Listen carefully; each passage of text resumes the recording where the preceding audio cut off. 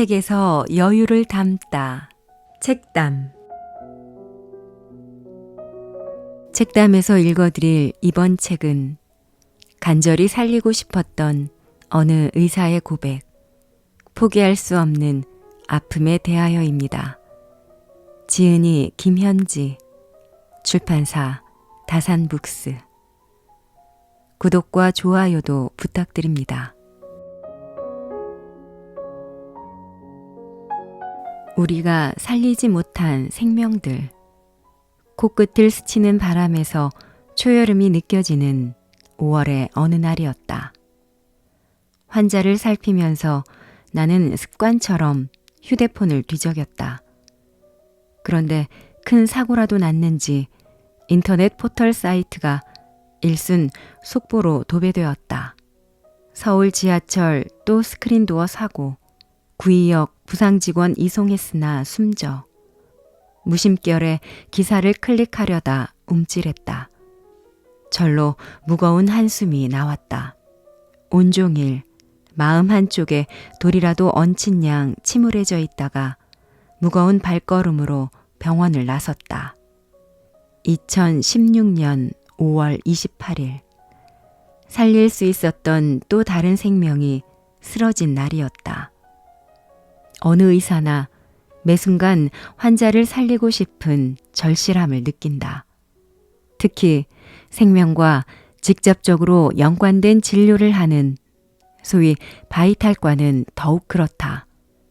부모 자식 간에도 더 아픈 손가락이 있듯이 의사에게도 더 마음이 쓰이고 더 살리고 싶은 환자가 있는 건 당연지사이다. 물론 모든 생명이 소중하지만 의사도 어쩔 수 없는 사람이므로 어떤 환자는 유난히 덜 아팠으면 좋겠고 더 절실하게 살리고 싶고 살아남은 뒤 후유증도 덜 남기를 바란다. 나는 사랑하는 사람들과 닮아있는 환자를 진료할 때 특히 그런 마음이 든다.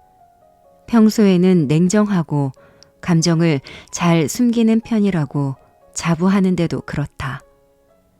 3살 먹은 내 조카처럼 귀여운 소아 환자, 잔소리와 오지랖이 우리 부모님과 똑 닮은 60대 노부부, 내 늦둥이 동생처럼 한창 팔팔한 20대 초중반의 청년들, 이런 환자들을 보고 있자면 나도 모르게 감정이 이입되고 한결 친절해진다. 그리고 그들이 위독해지면 유난히 가슴이 먹먹하고 두렵다. 마치 내 가족이 아픈 것처럼.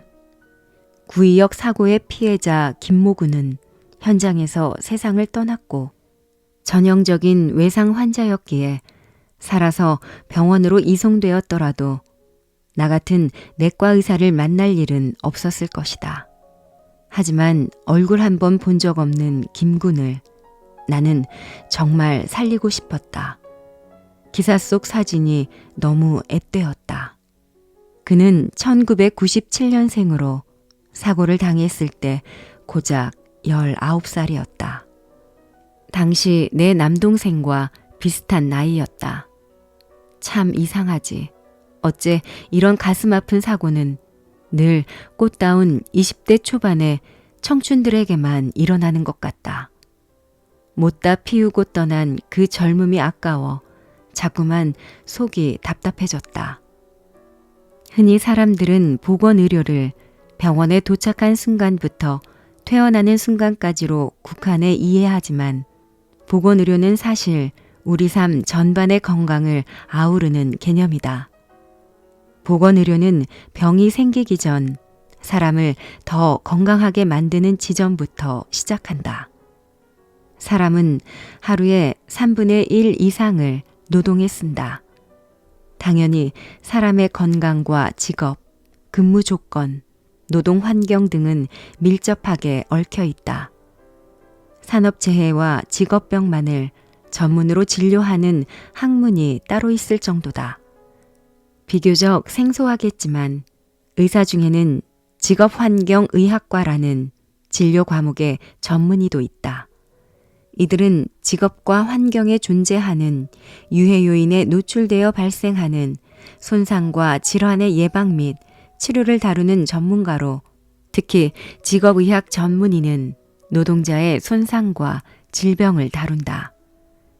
이처럼 산업재해는 너무도 당연히 보건의료 영역 안에 존재하며 의사로서 나는 병원 밖에서 발생하는 사고에 관심을 놓을 수 없다. 환자들은 병원 밖에서 다치고 병원 밖에서 병을 얻어서 의사를 만나러 온다. 그 중에서도 정말 크게 다친 외상 환자들은 수술을 통해 일단 급한 불을 끈 후 결국 나 같은 내과계 의사를 만나게 된다. 싫으나 좋으나 어쨌든 오래도록 많이 아픈 환자라면 내과 의사의 손을 한 번쯤 거쳐야 하니까. 그리고 그렇게 병원에서 접한 이들은 밖에서 너무 쉽게 다치고 아프고 죽었다. 김구는 서울 지하철 2호선 구의역 내선 순환 승강장에서 스크린 도어를 혼자 수리하던 중 전동 열차에 치여 사망했다. 21세기에 19세 청년이 기차에 치여 죽었다. 이렇게 생생하고 어이없는 죽음이라니 영화보다 더 영화 같아서 기사를 보면서도 쉬 실감이 나지 않았다.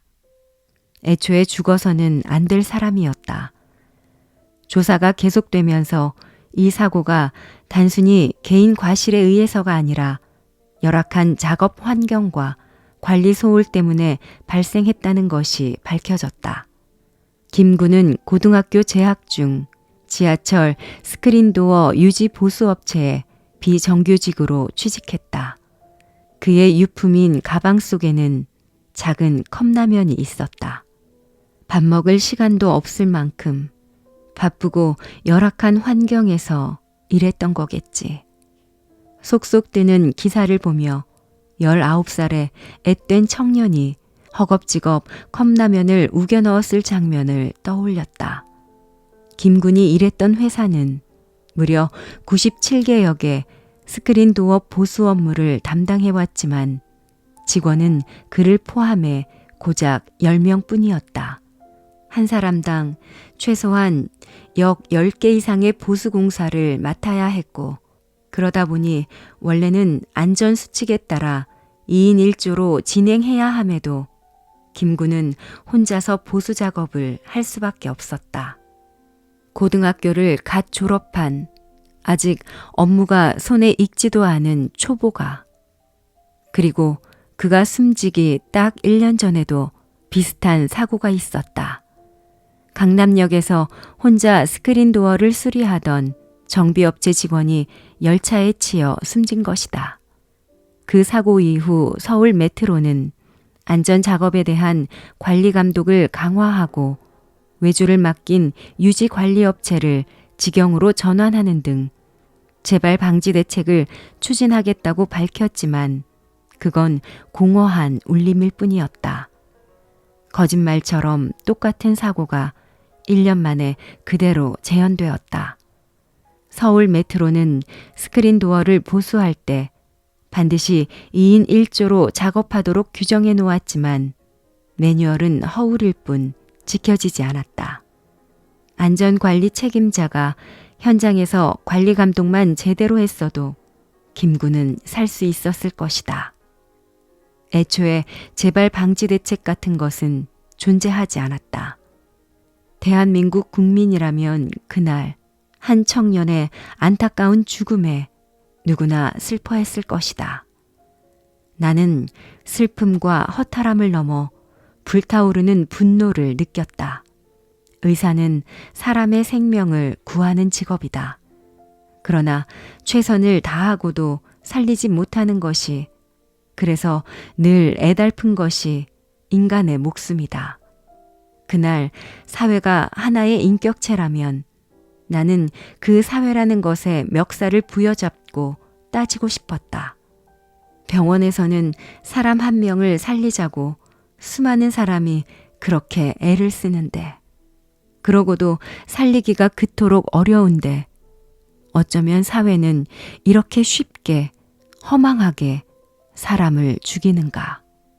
그럴 거면 나와 내 동료들이 병원에서 하고 있는 생고생은 도대체 무슨 의미가 있는가? 그로부터 얼마 지나지 않아 나는 그때와 똑 닮은 분노와 허탈감을 느껴야 했다.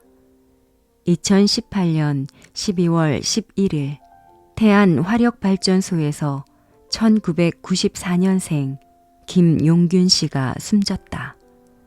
한국발전기술 계약직으로 근무하던 그는 컨베이어 벨트에 끼인 채 발견되었다.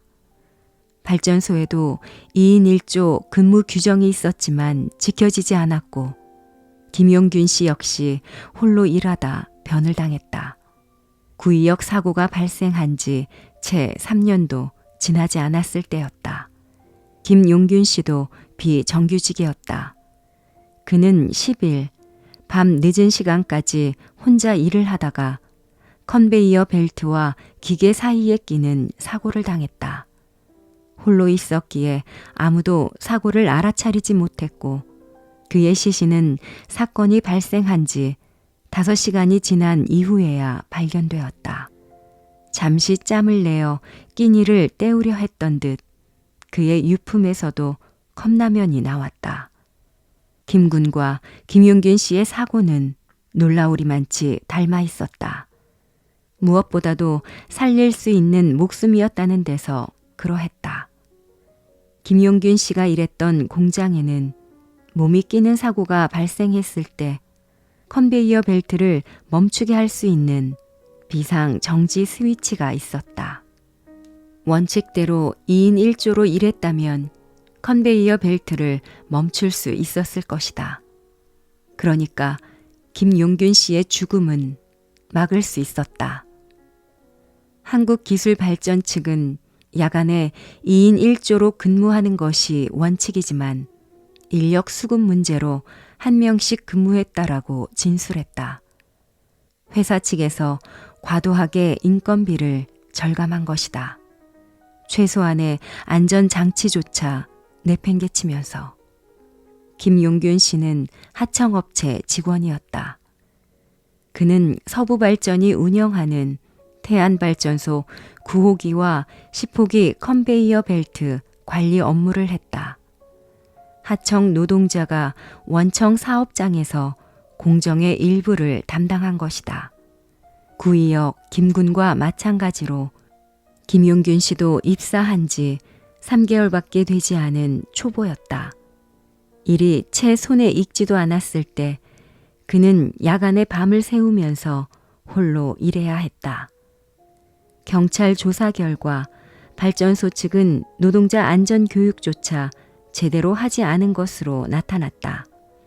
사건의 내막이 밝혀질수록 절망적이었다. 김용균 씨는, 구의역 김군은 하청 노동자에 대한 안전 보건 관리가 얼마나 소홀한지를 단적으로 보여주는 증인들이었다. 하청 노동자가 산재 위험에 노출되는 원인은 기본적으로 원청과 하청 구조 자체에 있다. 원청은 산재 책임을 피하기 위해 위험한 업무를 외주화하고 하청업체는 원청에 비해 규모가 작은 중소기업인 경우가 많다. 설비 투자도 어렵고 늘 업무 속도를 높이고 예산을 감축하라는 압력을 받는다. 업체는 인건비 절감을 위해서 무리하게 인력을 줄이거나 아직 숙련되지 않은 직원을 제대로 된 안전 교육도 없이 현장에 투입한다. 실제로 외주화로 인한 안전사고는 줄곧 증가하기만 했다. 2018년 국정감사 자료에 따르면 연도별 하청업체 산업재해는 2015년 42,532건에서 점차 증가해 2018년에는 48,125건에 달했다.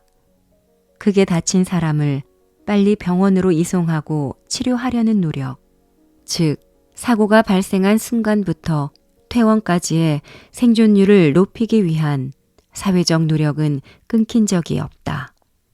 아주대학교 이국종 교수님 같은 외상외과 전문가들이 줄기차게 변화를 요구한 결과 예방 가능한 외상 사망률은 2015년 30.5%에서 2017년 19.9%로 크게 감소했다.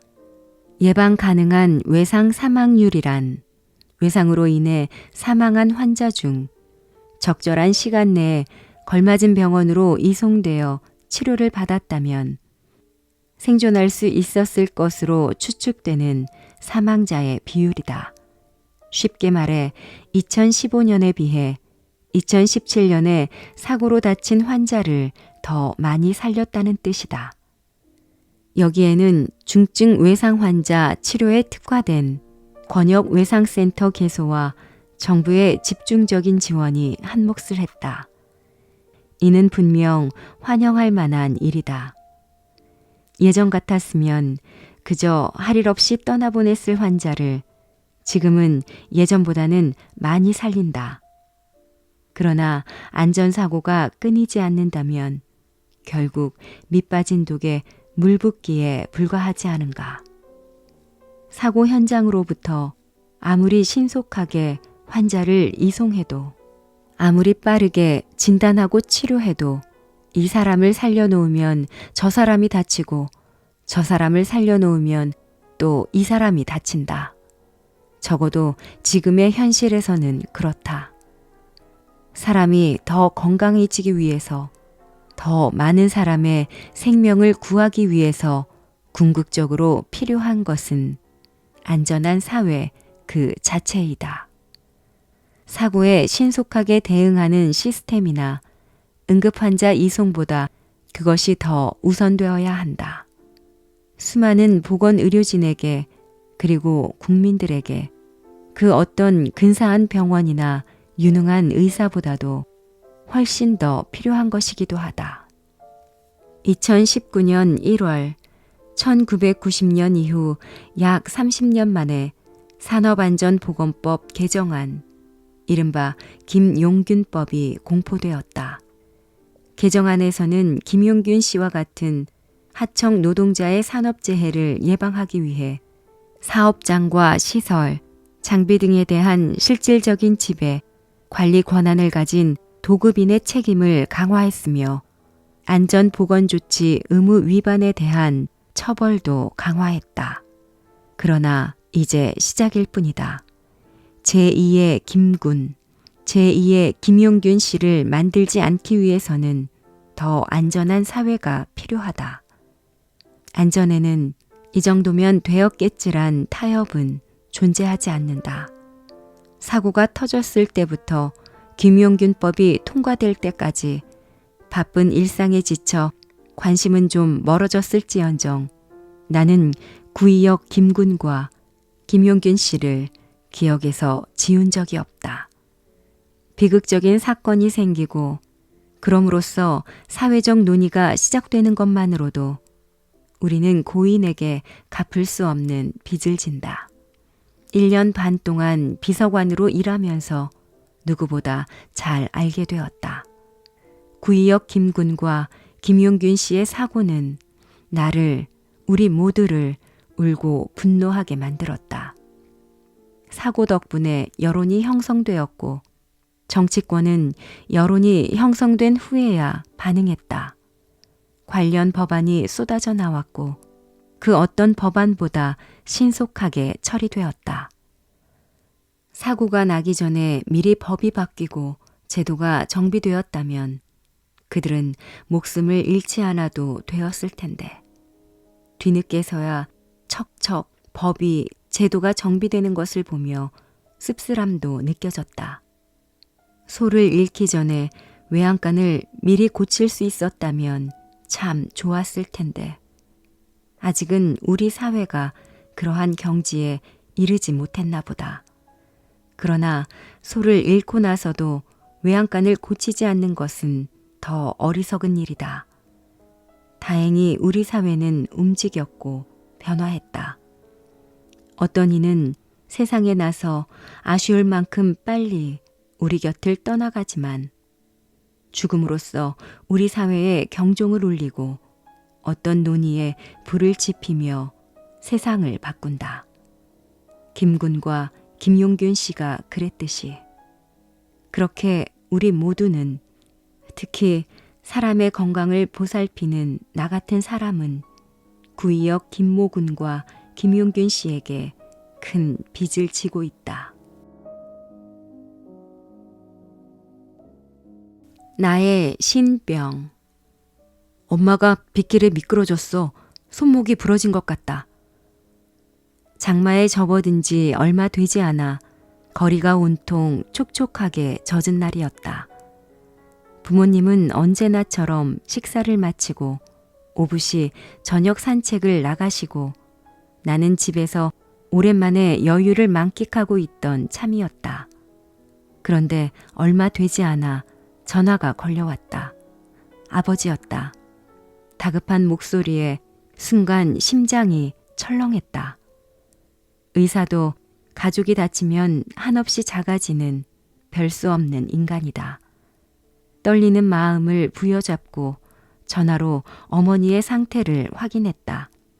다행히 머리를 부딪히진 않았고 빗길에 미끄러지면서 왼손으로 바닥을 짚은 뒤 손목에 심한 통증과 부종이 발생한 상태라고 했다.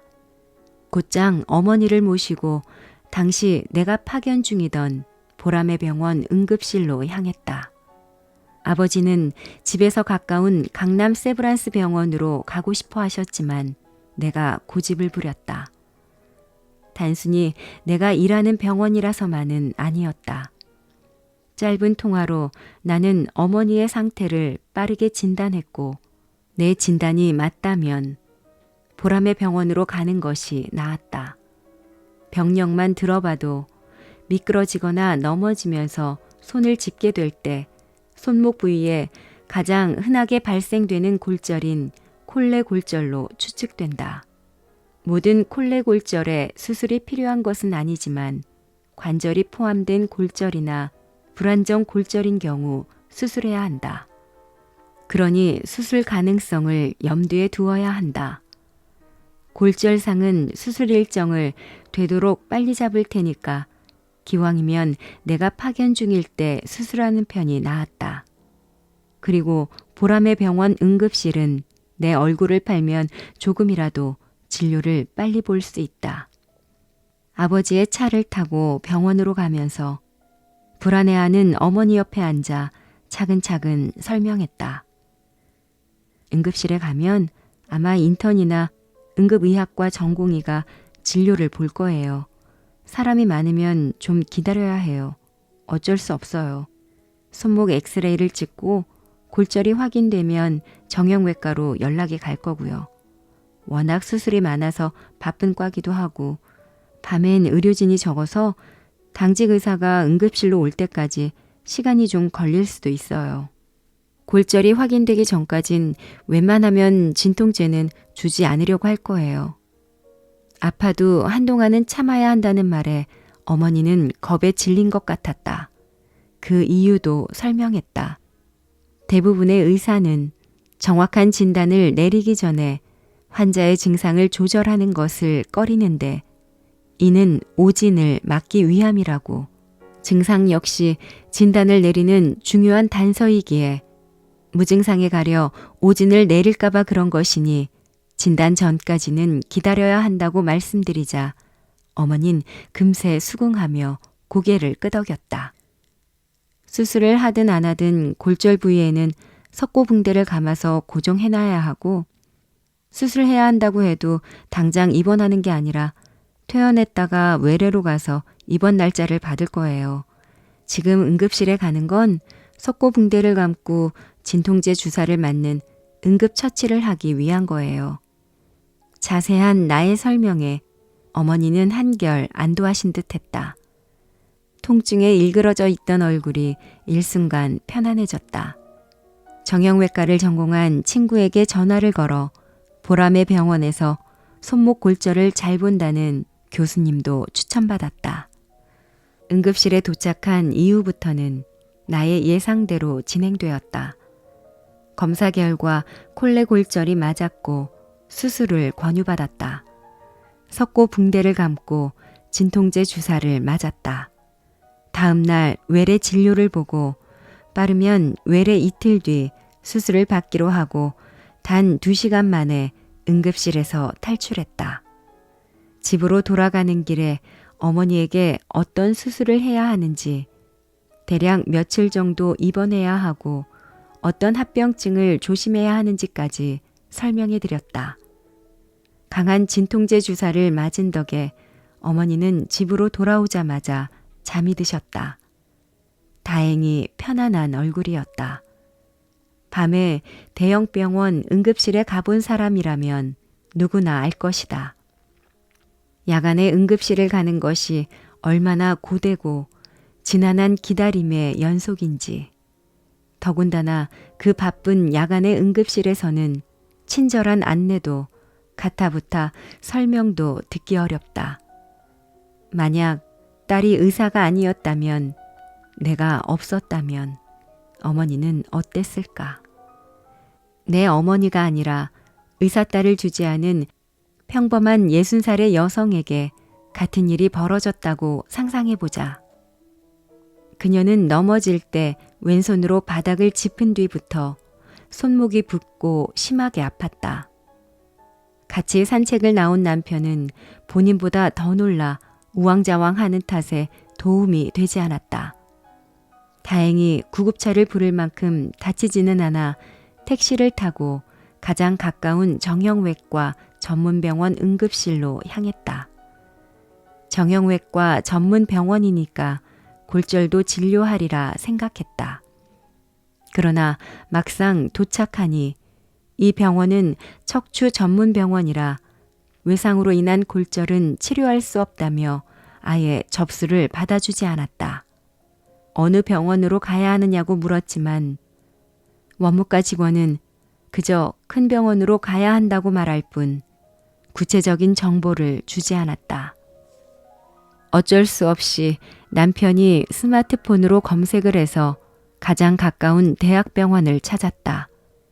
빗길에 택시를 어렵게 다시 잡아 병원으로 향했다. 도착한 응급실은 북새통이었다. 의식을 잃고 쓰러진 환자, 다리에서 피를 흘리는 환자, 식은땀을 뻘뻘 흘리며 늘어져 있는 환자. 누가 봐도 그녀보다 상황이 급해 보였다. 남편이 접수를 했고 부부는 언제쯤 진료를 보는지도 알지 못한 채 다친 팔을 부여잡고 하염없이 기다렸다. 한참을 기다려 만난 의사는 손목을 이리저리 만지더니 부러진 것 같다며 엑스레이를 촬영해야 한다고 했다. 시키는 대로 엑스레이를 촬영했지만 결과에 대해서 설명을 들을 때까지 또 한동안 기다려야 했다. 그녀는 진통제 하나 맞지 못한 채 끔찍한 고통 속에서 또다시 처치를 기다렸다. 간호사를 붙잡고 진통제를 놔주면 안 되느냐고 물었지만 간호사는 안 된다고만 말하고 바삐 자신의 업무로 돌아갔다. 진통제 그깟것 한 번 놔주면 안 되는 것인지 복장이 터질 것 같지만 기다린 외에 이 부부가 할 수 있는 일은 없다. 얼마 후 다시 만난 의사는 엑스레이 결과를 보니 수술 가능성이 있다며 정형외과 의사의 진료가 필요하다고 했다.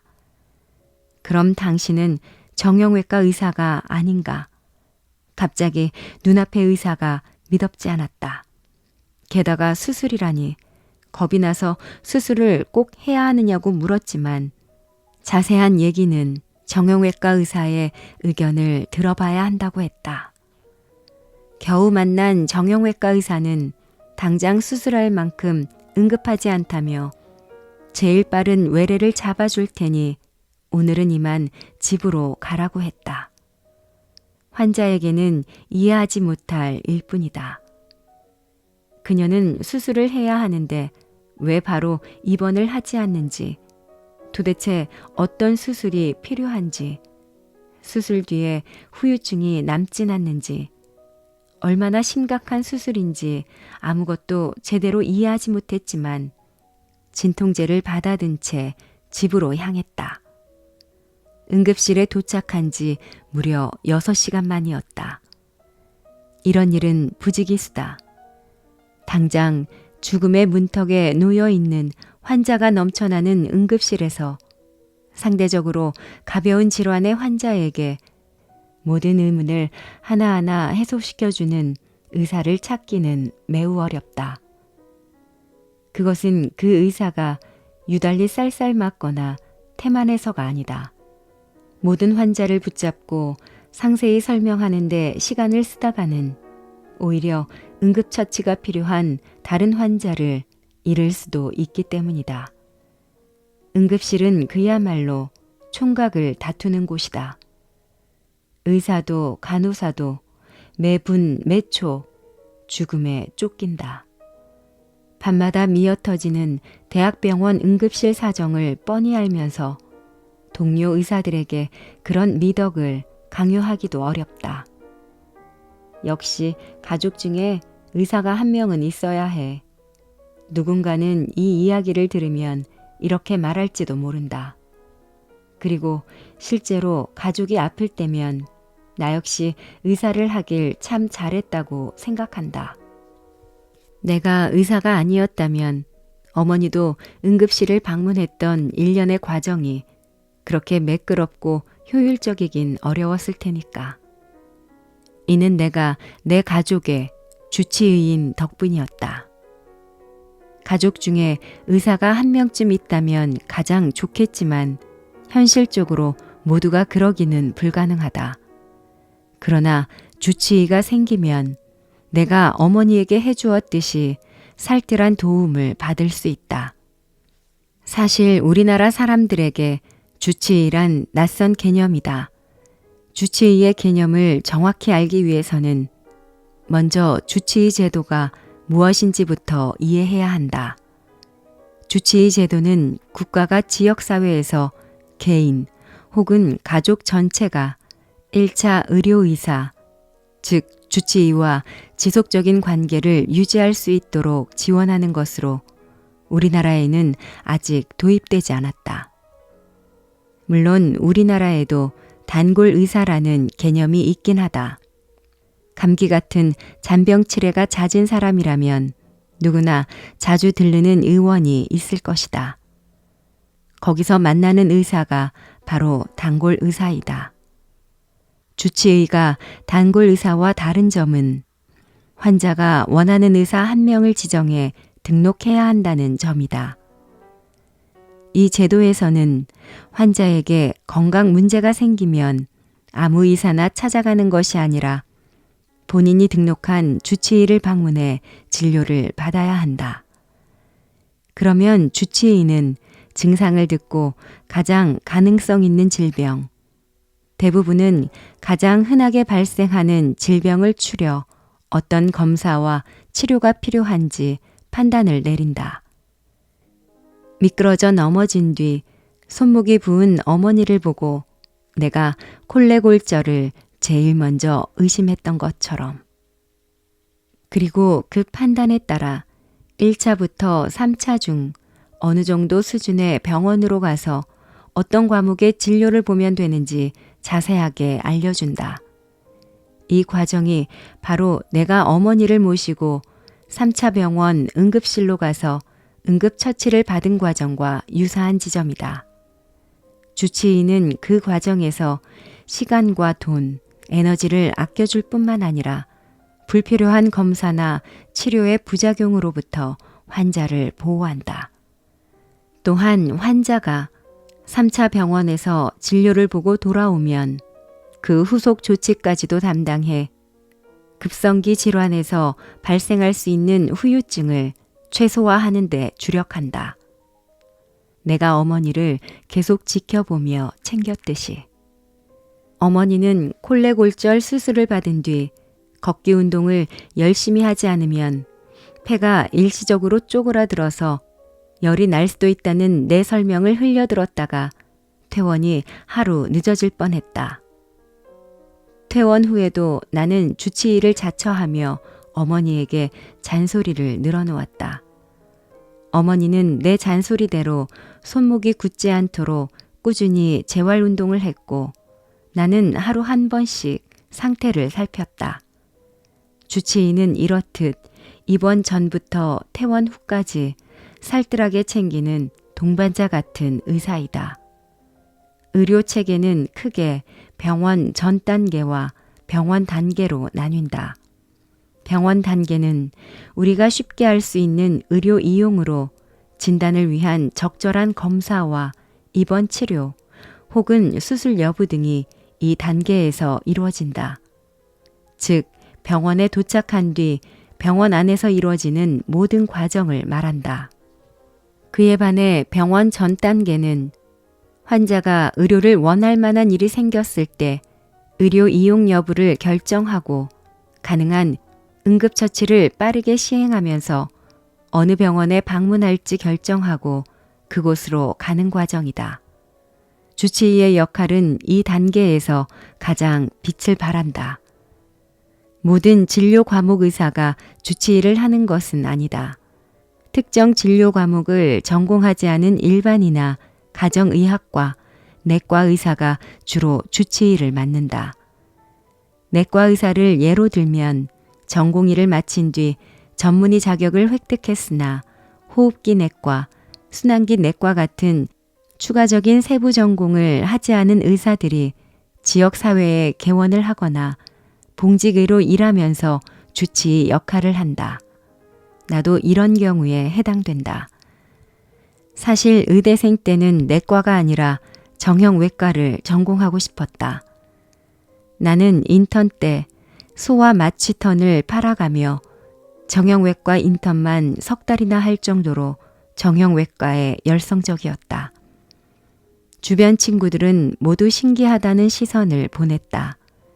당시 서울대병원의 소아 마취턴은 우리에게 3대가 덕을 쌓아야만 할 수 있다고 불릴 정도로 귀하게 여겨지던 턴이었다. 그 귀한 기회를 넘기고서 고데기로 유명한 정형외과를 고집했으니 신기했을 만도 하다. 지금 생각해보면 나도 그때의 내가 신기하니까.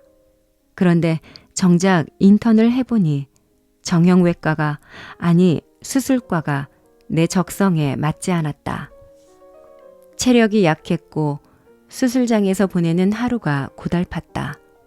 그때부터 나는 갈피를 잡지 못했다. 몇 년간 오로지 좋은 정형외과 의사가 되는 것을 목표로 삼고 공부해왔는데 갑자기 미로 속에 던져진 기분이었다. 덕분에 동기들은 다들 인턴을 마치고 레지던트를 지원하는데 나는 1년을 쉬면서 방황했다. 이제 대체 뭘 하지? 레지던트 지원일은 다가오고 고민만 깊어져 가던 중 우연히 서울 외곽에 있는 한 1차 의원에서 아르바이트를 하게 되었다. 내과 전문의와 외과 전문의 2명이 24시간 매일 진료하는 의원이었다. 내과계 질환은 내과 원장님이, 외과계 질환은 외과 원장님이 맡아보는 구조였다.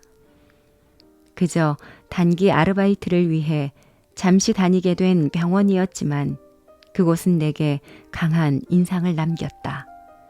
나는 그 병원이 퍽 마음에 들었다. 무엇보다도 지역 주민들과 두 분이 쌓은 신뢰가 부러웠다. 24시간 매일 문이 열려 있으니 주민들은 웬만해서는 그 의원에 들렀다.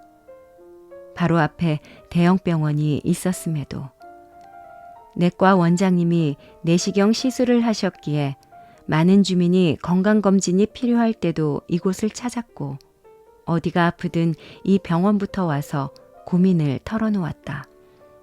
어떤 환자는 아기 때부터의 기록이 켜켜이 쌓여 있기도 했다. 아기부터 할머니까지 그야말로 3대가 진료를 받으러 오는 병원이었다.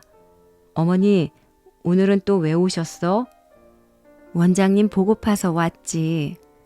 동네 사랑방 같은 그 분위기가 그저 좋았다. 병원에는 언제나 따스한 기운이 감돌았다. 어떤 환자가 오든 원장님들은 병력을 줄줄 꿰고 있었고 환자들은 그런 원장님을 전적으로 신뢰했다. 처음으로 지역사회 주치의가 되고 싶다고 생각했다.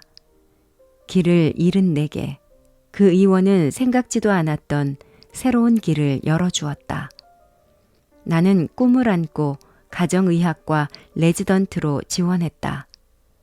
물론 사람 일이란 어찌 될지 모르는 것이라 1년 뒤에는 다시 전공을 바꿔 내과에 갔고 정신을 차려보니 그때 생각했던 길과 조금 다른 길을 걷고 있지만 그 시절 누군가가 내게 어떤 의사가 되고 싶으냐고 물으면 나는 자신 있게 대답했다. 환자 가까이에서 자질구레한 질환을 자주 돌봐주는 동네 의사, 환자에 대해서 제일 잘 아는 주치의, 언제 큰 병원으로 가야 하는지 친절하게 알려주고 큰 병원에서 급한 불을 끄고 오면 뒤처리를 같이 해주는 내 의사. 지금은 내가 직접 주치의를 하기보다는 더 많은 사람이 주치의를 접하고 더 건강하게 살 수 있도록 주치의 제도가 자리 잡게 하는데 내가 가진 달란트를 쓰고 싶지만 그땐 그랬다. 꽤 멋진 꿈이었다고 자부한다. 누군가는 반대하기도 하지만 주치의 제도는 반드시 필요하다. 보건의료정책 전문가로서의 꿈을 단 하나만 꼽으라 한다면 단연코 나는 주치의 제도의 확립을 이야기하고 싶다. 아직 주치의라는 용어를 사용하기에 사회적 합의에 이르지 못했다며 쓴소리를 하는 이들도 있고 반대하는 이들 중에는 의사도 환자도 있다. 주치의 제도는 필연적으로 소비자의 선택을 제한하기 때문이다. 현재는 환자가 가고 싶은 대로 마음껏 의사를 찾아갈 수 있지만 주치의를 등록하면 아무리 아파도 꼭 주치의를 거쳐야만 다른 의사를 만날 수 있다. 물론 처음에는 의사도 환자도 어쩔 수 없이 모두 불편한 상황이 발생할 것이다. 하지만 주치의 제도가 생긴다는 것은 곧 나를 가장 잘 아는 의사가 생긴다는 뜻이다. 과거부터 지금까지 내 가족의 병력을 잘 이해하고 항상 곁에서 꾸준히 관리해줄 의사. 특정 희귀 질환이나 난치병에 대한 명의가 아니라 나에 대한 명의. 이유 모를 통증이 생겨도 어느 과에 가야 하나 고민할 필요 없고 갑작스레 다쳐도 응급실에 가서 겁먹은 채 하염없이 기다릴 필요도 없다. 아직 주치의 제도가 현실과 괴리가 있는 것은 사실이지만 문제점이 두려워 언제까지고 망설이는 것은 세상에 도움이 되지 못한다. 좋은 제도는 상황에 맞게 도입해야 한다. 사회적 합의와 그에 적절한 진료비 지불 제도만 받쳐준다면 주치의 제도는 성공할 것이라고 나는 확신한다. 아니, 성공해야만 한다. 의사가 되고 처음 몇 년간 전공의 수련을 받으며 너무 힘들어서 모든 걸 다 때려치우고 싶을 때마다 신문에서 읽었던 한 무당의 이야기를 떠올리곤 했다. 그는 몇 날 며칠간 신병을 앓으면서도 무당이라는 자신의 운명을 도저히 받아들일 수 없었다. 끔찍한 고통을 견디다 못해 어쩔 수 없이 신내림을 받은 뒤에도 무당이란 직업은 수치스럽기만 했다. 그러나 어느 날 예지몽을 통해 어머니의 사고를 미리 예견하고 막을 수 있었고 그는 그 일을 계기로 비로소 무당이라는 직업을 받아들였다고 했다. 나 또한 의사라는 직업을 신내림처럼 받아들였다. 아무리 싫어도 피할 수 없다고 마치 운명처럼.